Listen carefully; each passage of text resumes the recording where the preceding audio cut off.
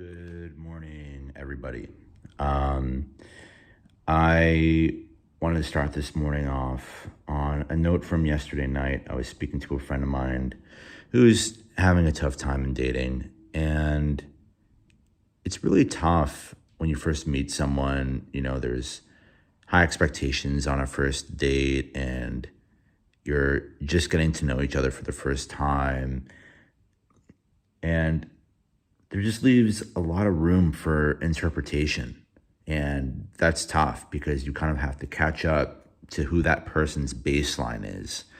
And, by the first half of the date, or by the second half of the date, rather, you kind of know, like gutturally, like, in your gut or your heart or your mind, if this person is feeling right to you.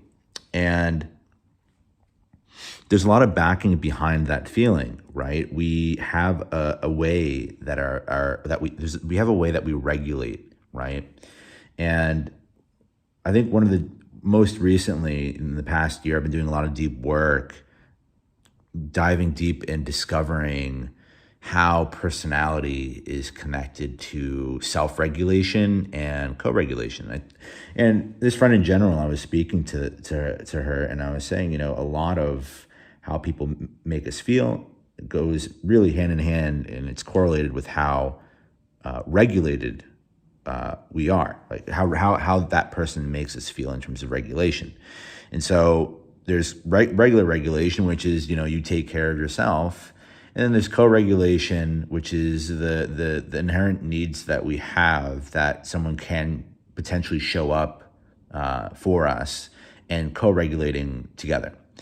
And a lot of people don't really connect the dots here because, personality theories and typologies have had a really hard time of describing and characterizing these connections. But when we connect our personality to, in terms of how it impacts how we regulate, right? When we show up on a date or we go to a workplace event, right? There's going to be events that throw us out of sync, and there's going to be events and experiences that synchronize us with our environment, with people. They're directly linked. And I was telling my friend,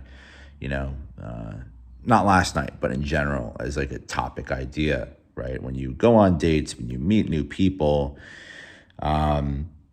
there's just so much that's being presented to you in such a granular way, such a small micro experiences, even down to the definitions of the words you use, how you speak, how you animate on certain topics because of how you cognitively value those topics or don't value those topics, things in life that excite you or don't excite you, right, based off of those cognitive values, truths, and things that you care and don't care about, and there's so much that's unspoken.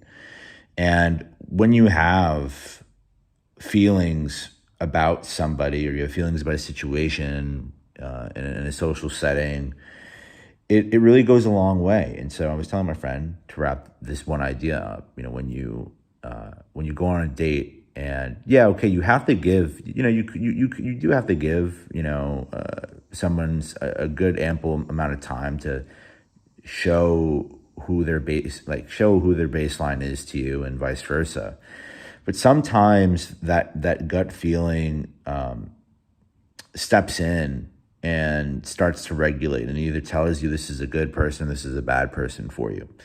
And I like talking more about this in the anxious, in the attachment theory space, but we're not going to get into that in this conversation.